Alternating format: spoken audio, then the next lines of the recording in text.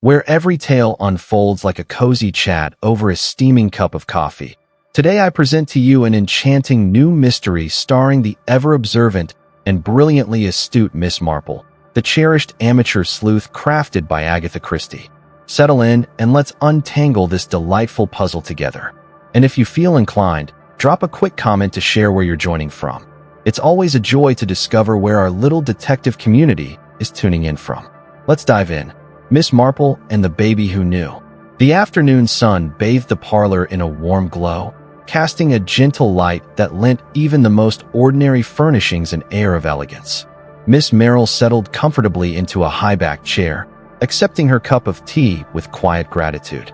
The hostess, a pleasant woman with hands far too restless for a simple village tea, fussed unnecessarily over the sugar bowl before finally taking a seat. On the surface, it was a gathering like any other in St. Mary me polite exchanges of village news, inquiries about neighbors' health, and a brief lament about the price of butter.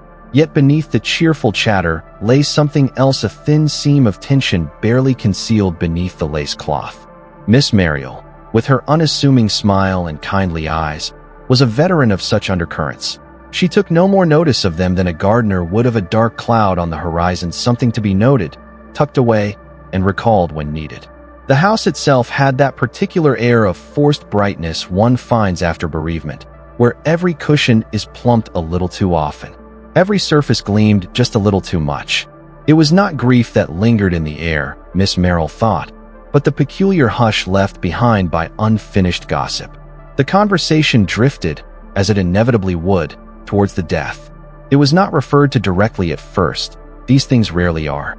It was merely poor Harold, who had always been rather delicate, hadn't he? And such a shame about the baby losing his uncle so young. Miss Marple added a soft, "Oh dear, yes," at just the right moment, her hands gently folding in her lap, her expression. One of the gentle resignations in the craft of collecting information was that it wasn't merely about posing direct inquiries. Rather, it involved creating small, inviting pauses where others' thoughts could easily flow. Harold, Mr. Harold Ridley, had passed away in this very home just 3 months prior. Officially, it had been an unfortunate fall, a misplaced foot on the staircase in the dark, a tragic accident. Yet, accidents, as Miss Marple had often noted, were seldom discussed with such caution. The scones, though warm and generously buttered, were consumed. Without much attention, each crumb of gossip felt far sweeter than the currants, and every glance toward the door or window seemed to anticipate the sudden arrival of an invisible listener. Something was amiss here, Miss Marple thought, and in her experience, that sense of unease was often the precursor to something far more sinister. The baby had been toddling about the room for most of the visit, largely overlooked except for the occasional reminders to mind the table and not to tug at Andy's knitting. Yet it was when the baby, with a delighted squeal, pointed at a photograph that the atmosphere shifted. On the side table, Miss Marple's attention sharpened. The picture depicted Harold Ridley standing beside his brother and sister-in-law, the baby perched on his arm. It was a perfectly ordinary family photograph, taken at some summer fete, judging by the bunting in the background. However, the baby's reaction was decidedly less ordinary. With a giggle that sent a shiver through the adults present, the child mimicked a strange stabbing motion, hand jabbing forward in an oddly deliberate way. The room fell silent for a beat too long. "Oh, darling," the hostess said too brightly, "whatever are you doing?" But her voice was edged with something close to fear. "Does he do that often?" Miss Marple asked gently, her fingers cradling her teacup. The hostess laughed, though the sound rang false. "Babies are such funny little things," she said. "They pick up all sorts of odd gestures, don't they?" Miss Marple smiled, her expression as mild as skimmed milk, but inside her mind was already worrying. Babies, after all, do not invent crime scenes from thin air. As the conversation stumbled forward, the baby, she was swept away, momentarily captivated by a soft toy. But Miss Marple had already gleaned everything she needed to know and, more crucially, what others had hoped she wouldn't. The photograph was hastily flipped face down, yet not before Miss Marple caught sight of something intriguing in the background. A familiar figure, partially hidden by bunting, positioned at an odd angle. It was the kind of detail that would escape most, unless, like Miss Marple, One had dedicated a lifetime to noticing what people prefer to conceal. Then came the mention of the. In a fleeting exchange, a quarrel was mentioned, but Miss Marple seized it like a fish hook. It involved Harold and a disagreement at the fete. The hostess hurriedly shifted the topic, clearly anxious to avoid any deeper exploration, as if the conversation might unearth something better left hidden. Miss Marple remained silent, sipping her tea, her expression one of gentle innocence. Yet, within her mind, the fragments were already shifting into place. An unexpected death, a baby with a memory too young to comprehend, and a village that was all too aware. More than it was willing to acknowledge, murder was seldom committed in rage. More often than not, Miss Marple had discovered, it was a matter of convenience. And what could be more inconvenient than a baby who remembers too much? It was over the second cup of tea that Miss Marple posed the question so gently, so casually, that it might almost have been overlooked.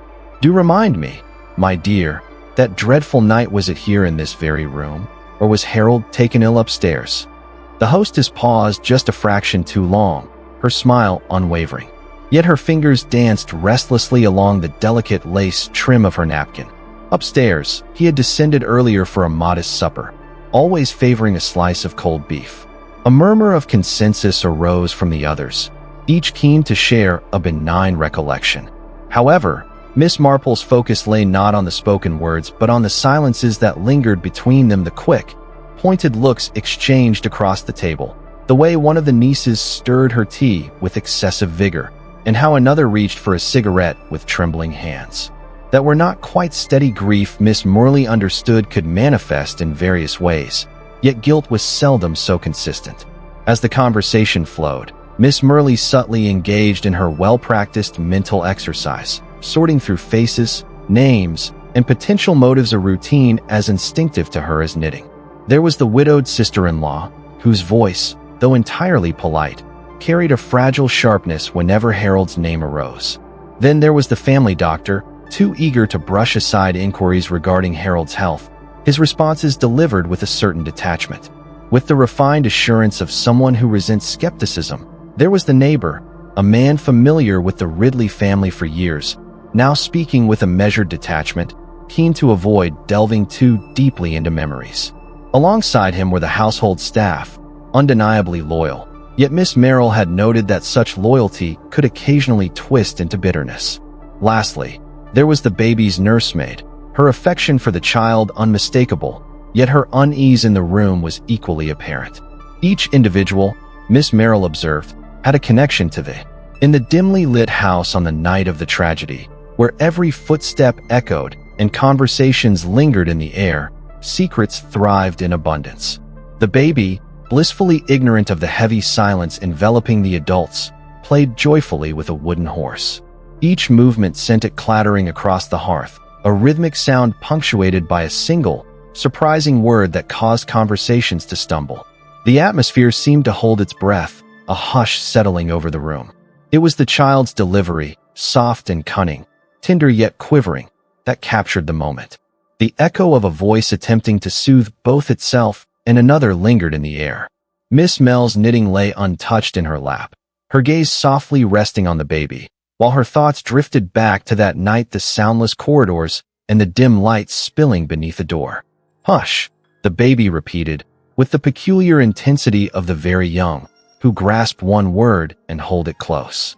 It was not merely the word itself, but the manner in which it was spoken, not a mother's gentle lullaby, but the urgent hush of a hand pressed over a mouth.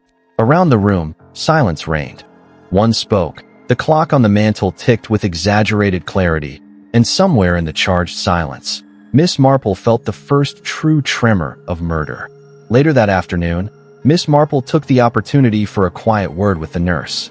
It was framed as no more than idle curiosity, an elderly lady's fondness for village chatter, but Miss Marple's questions, however gently posed, were surgical in their precision. Who had been in the house that night? When exactly had the doctor been called? And most delicately, where had? Each individual had their own experience in the hours leading up to Harold's fall. The responses, though given with a veneer of courtesy, were riddled with inconsistencies, accounts that barely held together and shifted slightly when scrutinized. One detail particularly piqued Miss Murley's curiosity. Her door, typically left ajar, had been firmly closed that night. It was the sort of detail that seemed too trivial to fabricate unless, of course, the truth held significant weight.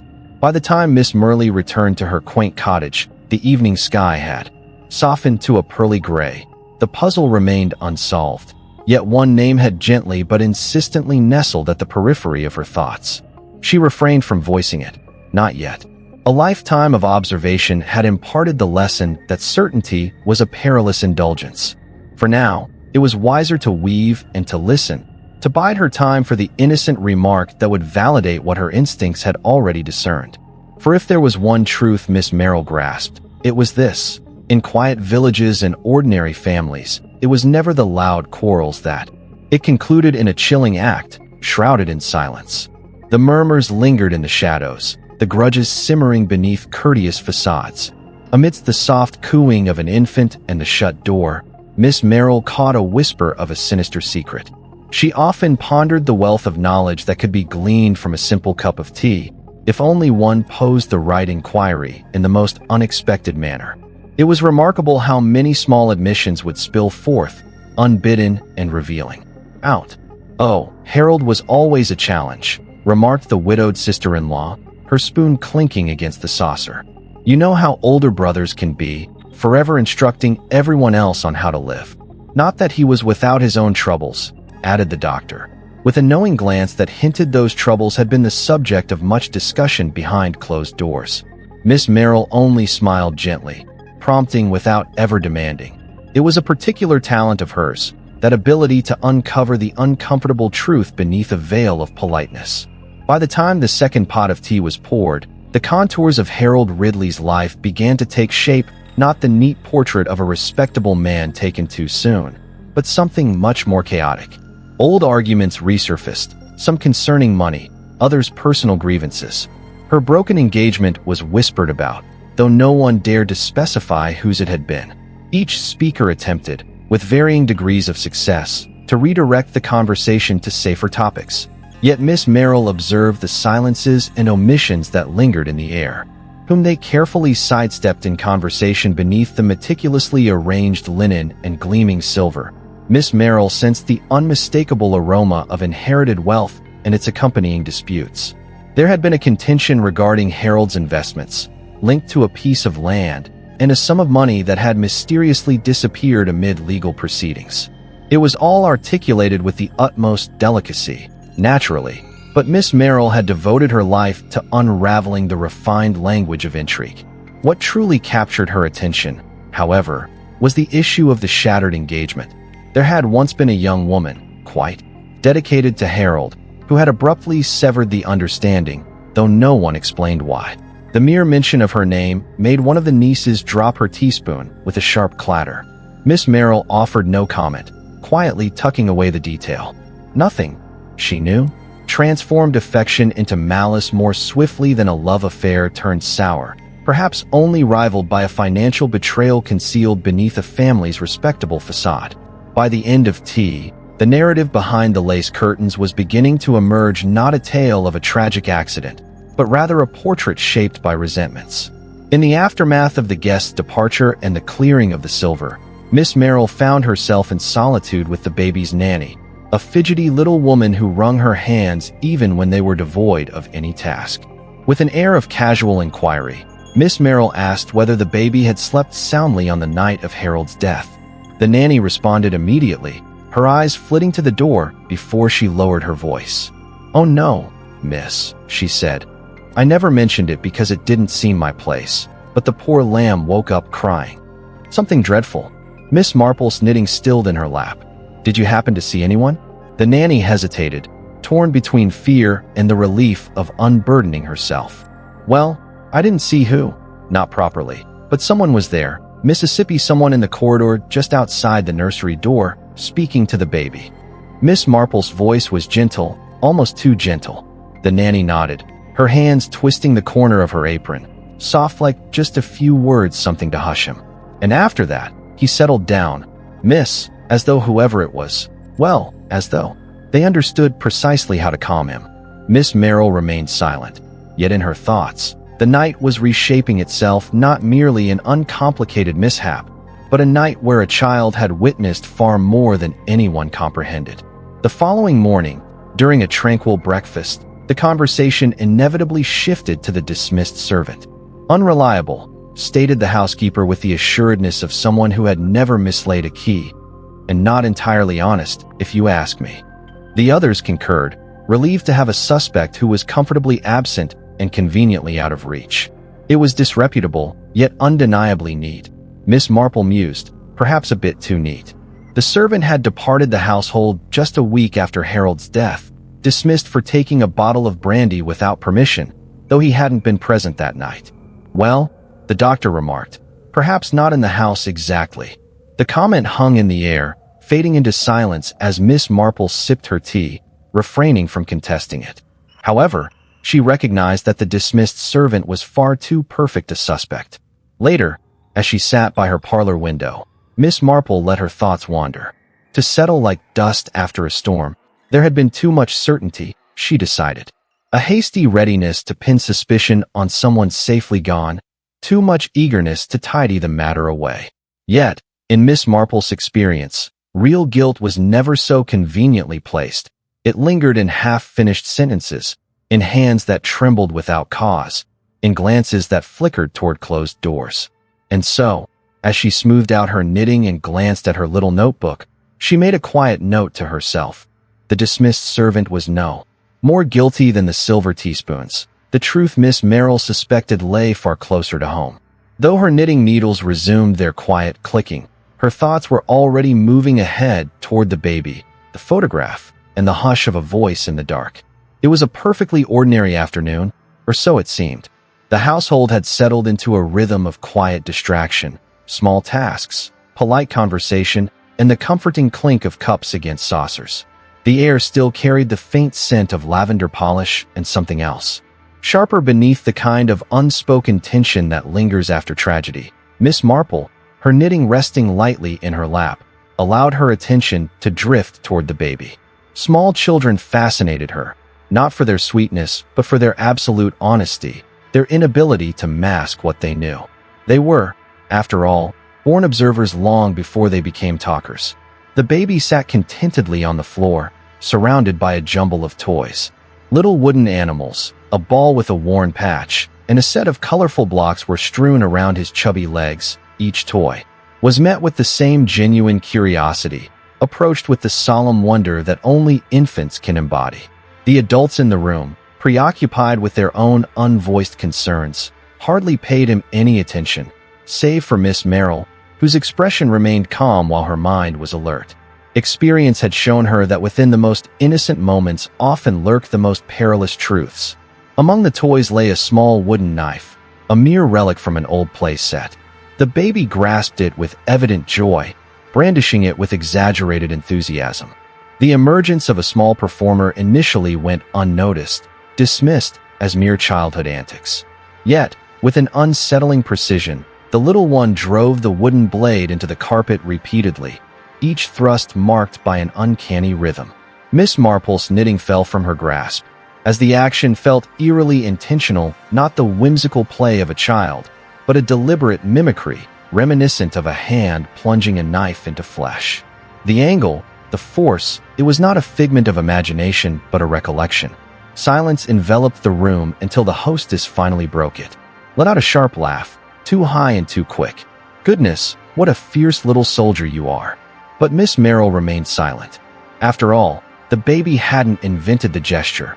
He had observed it, probably on the night Harold Ridley died.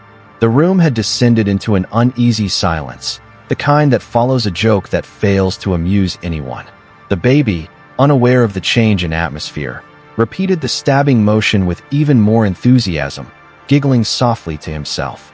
It was that giggle, oddly bright against the hush, that shattered the tension. The hostess bent down swiftly, snatching the toy knife from his hand and replacing it with a soft cloth doll. "Enough of that, darling," she said, her voice strained with forced cheerfulness. Miss Marr's voice was gentle as she spoke. Who was near the nursery that night? The question seemed to drift across the room, light as air yet impossible to ignore. The hostess, Her hand still gripping the doll a fraction too tightly, hesitated before responding. "Well, we all were at some point," she said. "It's a small house after all." The answer was technically true, but completely elusive, the sort of truth that dances around the fringes of deception. Miss Marple inquired no more. She merely cast a glance at the infant, who was now cheerfully chattering to his doll, blissfully ignorant of the fact that he had just unearthed a haunting memory of a murder. As the dialogue meandered to more secure topics, Miss Marple's mind quietly wandered. The baby had not conjured that gesture on his own, nor could he have observed it post-mortem, for the nursery door had been shut. This indicated that the perpetrator had been close enough to the child to be visible, not a stranger than not merely a shadowy intruder slipping through the night, but someone trusted, someone whose presence near the baby caused no alarm. A mother, a father, a beloved aunt, or a trusted servant. Someone who, after committing murder, had paused long enough to hush a crying child with soft words and trembling hands. Miss Marple's needles resumed their gentle clicking, her expression as serene as ever, but inside her mind, the net was already tightening. Murder, she knew, is rarely committed in solitude, even when the act itself is unseen someone. Often, the tiniest observer recalls that it was a truth universally acknowledged in St. Mary that nothing stayed hidden for long, especially if the village shop had a say in the matter. Miss Marple, under the guise of purchasing some embroidery floss and a small jar of damson jam, lingered just enough to engage the shopkeeper in conversation. Mrs. PTH, whose memory for scandal was as sharp as her weighing scales, required only the slightest prompt. "Terrible business about poor Mr. Ridley," Miss Marple murmured almost. Mrs. Perry's expression shifted with a sudden intensity. While I wouldn't want to speak ill of those who have passed, it was always the details that captivated Miss Merrill the most. Soon enough, the tale began to unravel. Years prior, a woman had appeared, not a local, but someone who arrived unexpectedly, drew attention, and departed in haste. She had been spotted walking with Harold Ridley along the lane one evening, their closeness suggesting more than mere friendship. Whispers circulated, but they faded as swiftly as they emerged, stifled beneath a veneer of civility. With a sense of English discretion, the atmosphere shifted as Harold departed, and whispers of the past began to resurface, refusing to remain buried. By the time Miss Merrill had settled her bill for floss and jam, Mrs. Pick's voice had lowered to a conspiratorial whisper. A pretty thing. She was, though not entirely respectable, if you catch my drift, married, but not to him. Naturally, no one would dare voice such a thing aloud. Miss Merrill grasped the unspoken truth. It was the kind of village scandal that never truly fades away, merely sinking beneath the surface like a smooth stone in a pond, waiting for the slightest disturbance to bring it back to light. Disturbance sent ripples outward. Mrs. Faulkner had left the village abruptly, and soon after, Harold Ridley's engagement had ended. No one had ever confirmed a connection, but the timing was too neat, and the village had drawn its own conclusions. Now, with Harold's sudden death, those conclusions were being re-examined, polished like old silver brought out for company. The baby's strange behavior, the hush surrounding that final night, everything felt connected. As Miss Merrill stepped back into the street, she allowed herself a moment of reflection. A faint smile crossed her lips. Villages, after all, rarely conjured new sins. They merely recycled the old ones, cloaked in fresh facades. That afternoon, under the guise of assisting with Harold's desk, Miss Merrill found herself in the study, a space too pristine to have been truly inhabited. Grief, she understood, often rendered rooms untouched, as if they were poised for the return of the departed. She opened the second drawer, her fingers gliding over papers that had been meticulously organized, until she uncovered it, a small scrap of paper, meticulously folded and hidden beneath a stack of old bills. The paper held nothing but a name, Mrs. Faulkner. No address, no context, yet it was placed there intentionally, positioned for Harold to notice each time he opened the drawer. This was not an act of sentiment. It served as a reminder, the kind people cling to when they wish to ensure a debt remains unpaid or a secret stays buried. Miss Merrill traced the edge of the paper, contemplating its implications. Blackmail, perhaps not in terms of money, but something far more perilous in a village like this, reputation. Secrets, after all, were currency, and Harold Ridley had clutched this one closely until the very end. Later, Miss Marple gently inquired about Harold's brother-in-law, a man mentioned briefly and then swiftly overlooked, as if the family had collectively decided to erase him from memory. He had departed years ago, the hostess remarked, her tone dismissive. Not much of a loss, truth be told. However, Miss Marple was not so easily dissuaded. After a few discreet questions to the vicar's wife, who kept an unofficial record of family scandals, the tale unfolded. A dispute had arisen over money. Property no one could quite recall. The brother-in-law had left in a huff, never to be seen again. His alibi was so flawless it bordered on offensive. He had been spotted in London at a well-attended charity dinner the very night Harold met his end.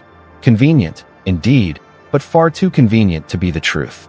Miss Marple recognized a red herring when it crossed her path, and this one had been meticulously placed, almost as if someone wanted to ensure the wrong individual was remembered that night.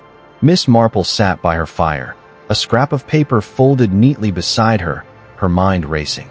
Quietly weaving the facts together, a scandal long buried, a broken engagement no one wished to discuss, a name hidden in a drawer, and a baby who had seen too much. None of these things stood alone. They were threads in a single web, each line connecting to another until the pattern emerged, a pattern of fear, betrayal, and quiet revenge. Miss Marple's fingers resumed their work, the needles clicking softly, like the tick of a clock, counting down the hours until truth could no longer be avoided. Murder, after all, was rarely.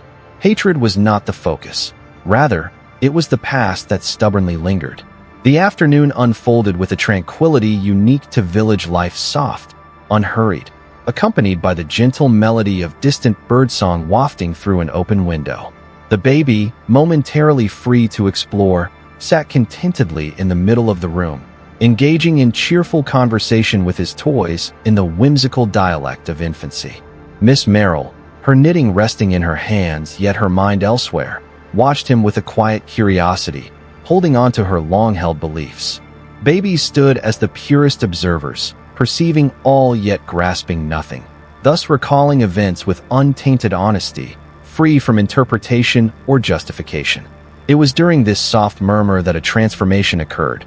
The child's seemingly random utterances coalesced into a distinct pattern, a phrase echoed with an unusual cadence, resonating repeatedly. The sound stirred something within Miss Marple's mind, elusive yet unsettlingly recognizable. The baby's intonation had also evolved, a strange mixture of mimicry and recollection, as if attempting to reconstruct something only partially heard. And half understood. Miss Marple's needles paused, her mind already reaching back to the fragments of gossip, the hurried silences, the closed nursery door. Whatever the baby was saying, it was not random. It was a piece of the past floating back up like a ghost, small and clear and terribly important. "Hush now, hush, it's all right." The words spoken in the baby's high, uncertain voice were eerily distinct, too distinct, Miss Marple thought. For a child of that age to invent, babies absorbed what they heard, the murmured lullabies of the nursery, the gentle scoldings over spilt milk, but this was different. This had a weight to it, a sense of urgency no lullaby would carry. And then Miss Marple remembered that was the very phrase the nanny had mentioned, the one the baby had cried out on the night of the death. It was the voice in the corridor, the unseen presence who had stood just outside the nursery door in the dark. The room seemed suddenly colder, though the fire burned bright in the baby, blissfully unaware of the significance of his own words, repeated the phrase. Once more, the identical intonation, the same quivering silence enveloped Miss Marple as the first prickling certainty took root in her mind. This was no mere coincidence. The baby had been present, alert and observing at the precise moment when Harold Ridley's murderer had uttered those words to him. Miss Marple had always held the belief that murder unveils true character. Some would flee in terror, leaving disorder behind, while others would meticulously restore order with unsettling precision.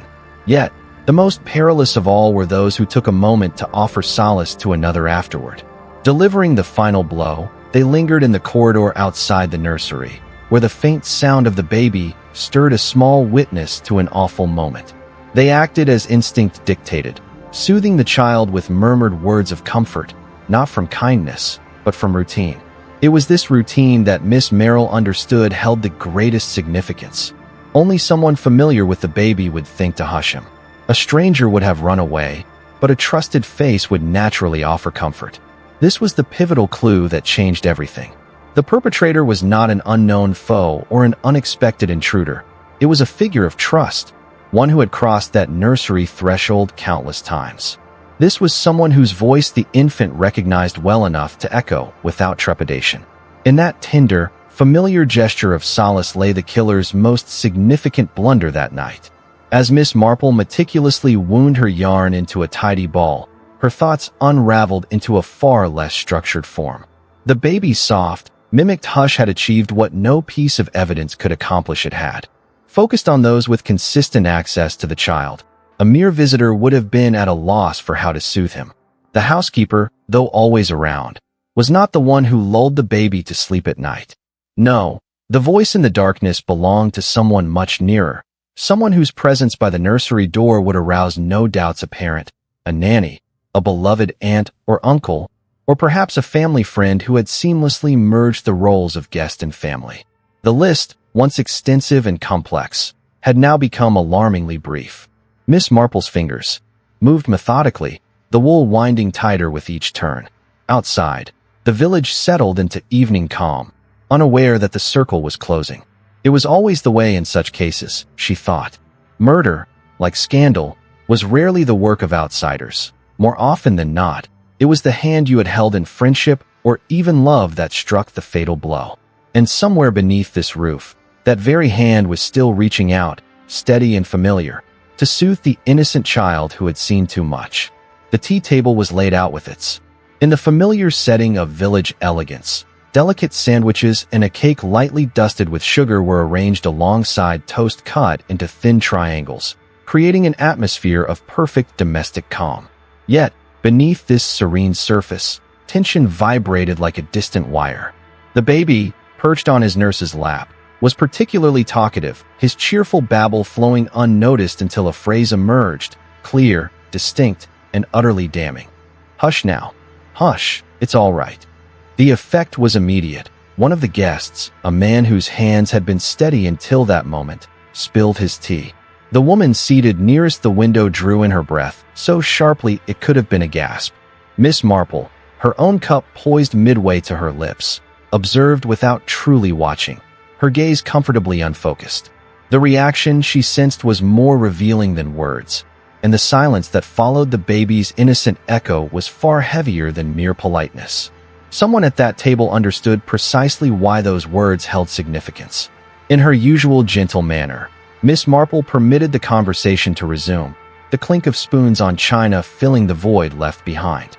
The baby's unsettling words lingered in the air, yet her focus remained fixed on the visibly shaken man, who clutched his teacup with both hands despite it being unnecessary. His laughter, following a trivial comment, came a beat too late. She recognized that fragile act of normalcy, the frantic effort to seem unfazed, only to falter at the most inopportune time. Miss Marple was certain the baby's words had hit home. Once the guests departed, leaving only crumbs and empty cups behind, Miss Marple settled into a quiet contemplation. In the corner, knitting resting untouched in her lap, the baby had not lied. He had simply echoed what he had heard. Someone in that room had caught their own words, spoken in the shadows, when they thought only a child too young to comprehend could listen. It was not yet proof, but it was a fissure in the facade. Miss Marple had dedicated her life to prying open such fissures until the truth flowed forth. That evening, she strolled quietly through the house, her hands gliding gently along the walls, her fingers sensitive to the nuances, the peculiar charm that only aged homes can offer. She sought no approval. No one ever challenged Miss Marple's wanderings. After all, she was merely a benign old woman. Yet, concealed behind a worn tapestry at the hall's end, her fingers discovered what they had been searching for: a slender door, its edges obscured by decades of neglectful painting.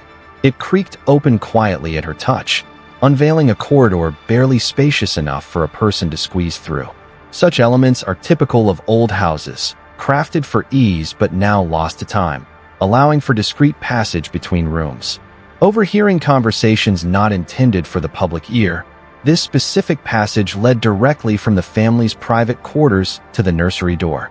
Miss Marple, shrouded in dim light, envisioned the night of the murder, the quarrel, the fatal blow, the hurried footsteps retreating into this corridor. From this vantage point, one could have remained unseen, absorbing every whispered argument, every hurried step, every cry. And when the baby stirred, when small eyes fluttered open to a figure in the doorway, it would have been a familiar face, a voice recognized and trusted. Miss Mel had dedicated years to understanding human nature, recognizing that the habits and subtle reflexes shaped by love and duty were often the most difficult to conceal. This particular habit had ultimately exposed the killer. The gentle hush uttered instinctively was not a phrase born from panic. It was a comforting refrain, the kind whispered night after night to ease teething pains or soothe bad dreams. It was the tenderness inherent in this gesture that provided the crucial insight. A murderer, yes, but one driven by an instinct to comfort rather than escape. Someone who understood exactly how to soothe the baby, having done it countless times before, indicating that the perpetrator was not an outsider or a nighttime intruder, but rather someone embedded in the baby's life. This individual's voice was familiar within that nursery, not an echo from outside, accompanied by concealed pathways and whispered reassurances. Miss Marple's list of suspects dwindled to a tight, singular circle. Only someone possessing the perfect blend of close access to the baby and insight into the house's hidden truths could have moved so quietly from the act of murder to the nursery without drawing attention. Alarmed, there was no need to rush. The truth Miss Marple knew had already revealed itself. All that remained was to let the guilty person catch sight of their own reflection, framed not by accusation, but by their own fear. It was Miss Marple's suggestion, presented as the most natural thing in the world. "I do think," she had said with her usual mildness, "that the baby needs a little cheering up after all this unpleasantness. Wouldn't it be nice if the whole family sat together for a bit? Babies are such sociable creatures." The suggestion was met with. There was a courteous consensus, even as the notion of social interaction felt somewhat ludicrous after a period of discomfort. Chairs were pulled in closer, fresh tea was served, and the baby was gently positioned at the heart of the gathering, a small, radiant presence around which the anxious adults circled. Miss Marple, her knitting resting idle in her lap, refrained from making any formal address. Instead, she softly encouraged the baby to share his little song or utter his favorite words. The baby complied, first with playful gibberish, then with his usual joyful chatter, and then, as if summoned by some unseen force, the phrase floated through the air once more, gentle and melodic, reminiscent of the way infants often echo comforting words. "Hush now. Hush, it's all right." Miss Marple remained silent, her gaze fixed on the watches as she waited. The phrase settled in the room like a pebble cast into calm waters, creating a fleeting pause, barely a heartbeat, where silence reigned. Then, abruptly, a cup clattered against its saucer, the hand shaking so fiercely that tea spilled over the rim, leaving a mark on the linen cloth. Neither the baby's mother, the housekeeper, nor even the nurse, but rather one of the trusted family members, whose expression, typically composed to the point of smugness, had turned chalk white, eyes darting as if searching for an escape. Miss Marple's face remained serenely blank, her hands folded as if entirely content with the state of the world. Yet inside, the pieces clicked into place. The habitual phrase, the instinct to comfort, the proximity to the nursery on that fateful night. The baby had not recalled a stranger's voice, but a voice that belonged to his own household, a voice that had lulled him to sleep before the murder and then once again just after it. Miss Marple made no accusation. She only noted the panic, the sweat gathering along the hairline, the restless fingers twisting a handkerchief into knots. The guilty, after all, are not caught by proof alone, but by their own frightened silence. Before Miss Marple could speak, someone else did. A young woman, nervous, pale, and already half broken by the strain of suspicion, stood abruptly, her voice thin and shaking. She confessed it was her fault. "I should have told you there was a quarrel that night. Awful words were exchanged, and I thought I heard something afterward, but I was too afraid to speak up." Tears welled in her eyes, her guilt palpable.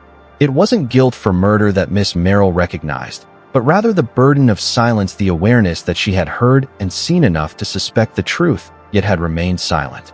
With her characteristic kindness, Miss Marple gently patted the girl's trembling hand. "My dear," she said softly, "you have done nothing wrong." The girl's breath caught in her throat, relief washing over her like a sudden storm. The others exhaled too, a family so desperate for an easy culprit that they were willing to accept the wrong one. But Miss Marple's mind had never wavered. The true killer sat silent, still, too experienced to confess, too clever to stumble, but caught nonetheless. The girl's panic was genuine, but genuine fear does not match the sharpened terror of a guilty conscience. When the tea was cleared and the family dispersed, Miss Marple sat quietly by the fire. Her needles clicked softly, her face as mild and pleasant as ever. Yet inside her mind, the net had already closed. The killer's reaction to the baby's phrase had been immediate and uncontrolled, more than mere shock. It was recognition. The unmistakable jolt of hearing one's own crime echoed back from innocent lips. The habit, the soothing murmur, the familiar comfort, this was the final piece. No outsider would have known how to calm that baby. Only someone who had lived within these walls could understand.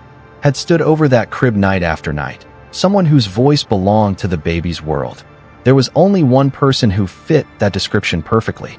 Miss Marple did not gloat, nor did she indulge in satisfaction. Murder, after all, was rarely the work of monsters. It was the work of ordinary people caught in circumstances they could neither control nor escape. The trap had been sprung, and now there was only one step left to gently guide the guilty into confessing, not by force, but by the simple weight of their own. Miss Marple had always held the belief that ultimately, it is not the detective who unravels the mystery, but rather the murderer who inadvertently reveals themselves through their true nature. This was not framed as an accusation. Such an approach was never Miss Marple's style. Instead, it was offered as a courteous and sensible suggestion that the family might gain from an open dialogue now that so many truths had emerged. The drawing room was selected for this purpose, a space ample enough to accommodate the entire household, yet intimate enough to prevent anyone from retreating too far into themselves. Shadows enveloped the baby, blissfully ignorant of the unfolding drama surrounding him. His presence was both innocent and vital. Miss Marple nestled into her seat, knitting in hand, her expression a blend of gentleness and resolve. There were no grand announcements or dramatic proclamations, just a sequence of softly spoken observations, each one tightening the invisible circle. The family, restless beneath a veneer of calm, sensed the net drawing closer. Though no one voiced it, the atmosphere was thick with unspoken dread, the kind that emerges when the truth can no longer be postponed. Miss Marple, her hands busy with needles, allowed the silence to do most of the work. She had learned long ago that when the guilty and the innocent sit side by side, it is silence that speaks loudest. It was Miss Marple who explained gently, a very old story, not a unique one. Families have always had secrets, and villages have always found ways to whisper about them. Years ago, there had been a woman and a scandal, the kind no one ever speaks of directly, but which lingers in glances and silences long after.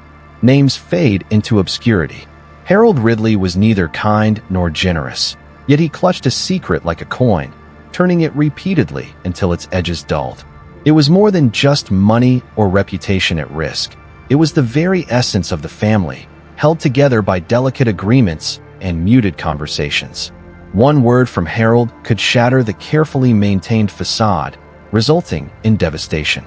Miss Marple understood that murder was seldom driven by mere passion. It was often a question of practicality. The suppression of a single voice to safeguard numerous others, particularly that of a man who possessed crucial knowledge and had chosen to share it, led to someone ensuring he would never utter another word.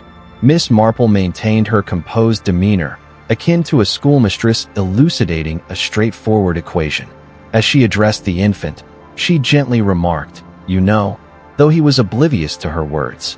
Still, the family shifted uncomfortably, yet Miss Marple pressed on, clarifying that infants do not conjure such notions, not the angle of a hand, nor the design of a gesture, and certainly not the very words whispered to them in the dark.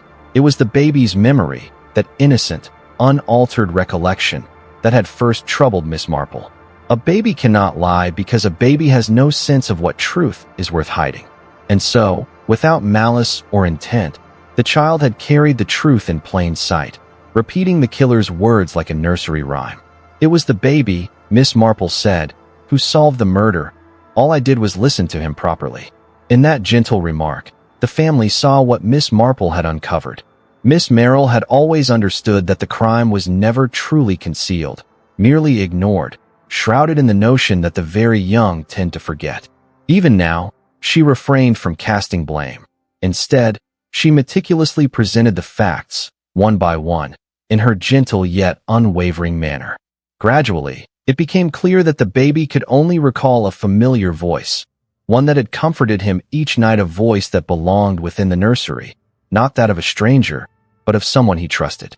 And it wasn't just the baby who held on to that memory. Miss Merrill had retained it as well, shaken yet resolute. Restless fingers twisted a handkerchief as the weight of the moment settled in. When the baby had repeated those fateful words, confrontation was unnecessary. There were no raised voices or dramatic accusations. Miss Merrill allowed the silence to convey what needed to be said, and within that silence, the killer's guilt became evident. It was not hatred that had fueled the act, she suspected, but rather a profound fear, the fear of losing everything to one man's recklessness.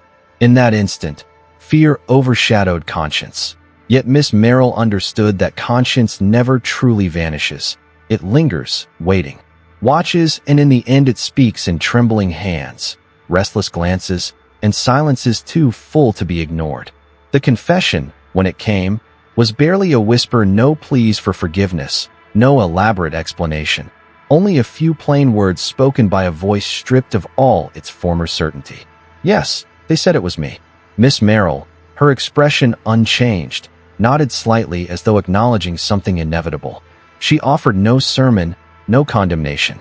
Murder, after all, was rarely committed by monsters. More often, it was the work of ordinary hands pushed by. Fear and desperation intertwined with a past that clung stubbornly to the present.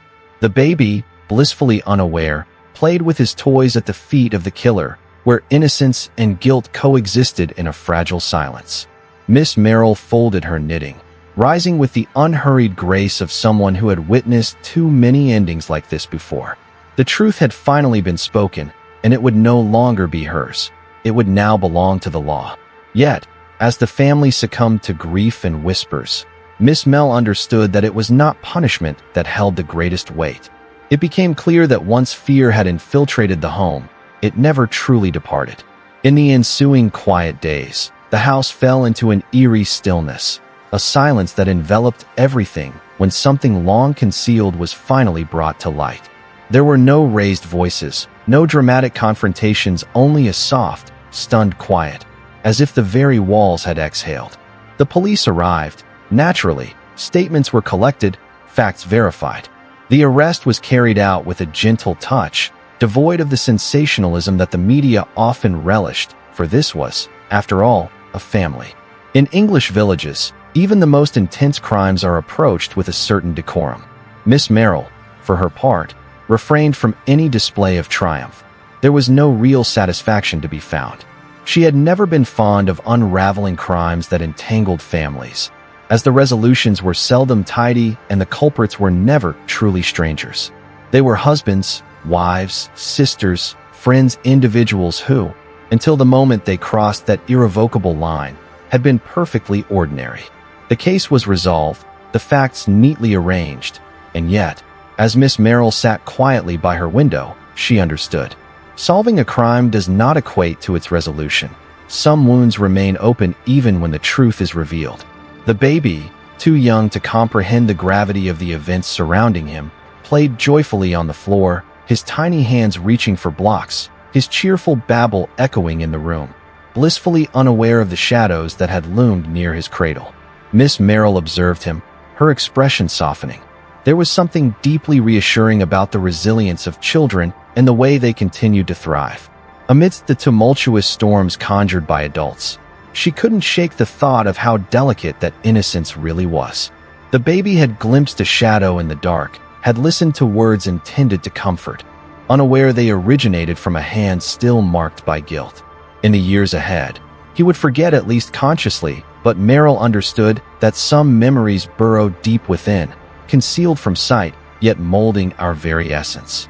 The child would mature enveloped in silence and omissions, part of a family that would never fully clarify the unspoken truths. What had transpired on a rainy night when he was far too young to comprehend. For now, however, he laughed a sound so clear and perfect. Miss Marple, despite everything, smiled alongside him. Innocence, she understood, was a treasure precisely because it was fleeting.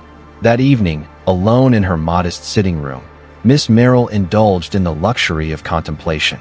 The case was concluded, the formalities would be managed by others, yet the truth, in all its complexity, belonged to her. She had witnessed it before, too many times, if she were to be honest. Murder in villages were seldom the result of malevolent geniuses or brutal savages. Rather, they were shaped by everyday individuals driven by fear, resentment, or desperation. These were people who made a single, disastrous choice, believing they could simply erase it like a spilled cup of tea. Yet, truth had an uncanny ability to seep through whispers, through small, careless actions, and in this instance, through the unrefined recollections of a child too innocent to grasp the weight of silence. Miss Marple had dedicated her life to observing the intricacies of human nature, fully aware of how often kindness intertwined with cruelty, how love could transform into fear, and how effortlessly ordinary homes could hide extraordinary darkness. The family would mend after a fashion, tidying up their lives, restoring their reputations, and learning to discuss other matters. Yet the house itself, Miss Marple believed, would never entirely forget. Houses, much like people, held memories within their very structure, and Miss Marple too would carry this one, not for its cleverness but for the profound tragedy of it all. For in the end, the true enigma was not how the murder was committed, but how so much sorrow could reside within. In the midst of a seemingly modest and respectable existence, there lingered a secret that Miss Marple kept to herself, one she did not divulge to the police or the family. It was a minor detail, almost trivial, yet it weighed heavily on her conscience. This detail revolved around the baby phrase, those innocent words that had guided her to a deeper understanding. Everyone naturally assumed that the phrase had originated from the killer, uttered in a moment of haste following the crime. And while that was partially accurate, there was another voice involved, one that the baby had encountered long before the tragic event, a voice that had softly offered comfort.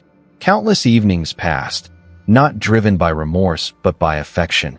It was the whisper of one who had always been aware of the hidden truth, who had not taken a life but had foreseen the potential for tragedy and remained passive.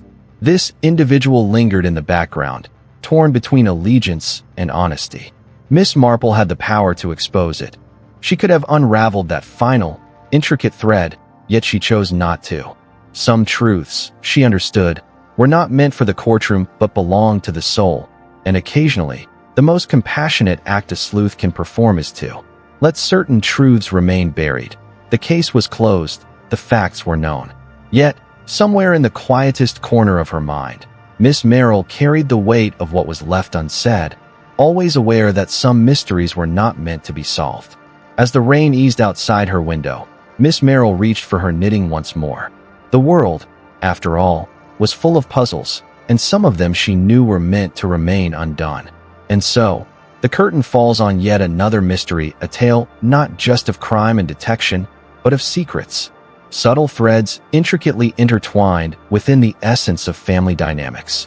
Ultimately, it was not the evidence of fingerprints or alibis that revealed the truth, but rather the delicate sincerity of a child, too innocent to grasp the concept of deceit. Miss Marple has always understood that murder seldom arises from pure malice. More frequently, it is born from the dread of exposure, the haunting of past transgressions that threaten to emerge from the shadows of carefully maintained facades. A single word can shatter the silence that upholds a reputation. In this instance, it was not merely justice being pursued, but the past insisting on acknowledgement. What resonates most, perhaps, is the picture that innocent baby, blissfully unaware of the burdens he bears, playing joyfully while the adults around him succumb to harsh realities. It serves as a subtle reminder that, much like in mysteries, the tiniest observers often perceive the most. Now, I pose a question to you, dear listeners. If you found yourself in Miss Marple's position, would you reveal that final secret? Would you lay bare every truth, regardless of the pain it might cause? Or are some secrets best left undisturbed? Share your thoughts in the comments. I'm eager to hear your perspectives. This tale could have reached its conclusion, and if you found pleasure in piecing together this enigma alongside us, be sure to subscribe for more narratives brimming with surprises, hidden truths, and unforeseen discoveries. Share this video with your fellow enthusiasts of intrigue, for a captivating mystery is always more delightful when experienced together. Thank you for being part of this journey, and keep in mind that in every serene village, behind every shut door, another story patiently awaits its telling.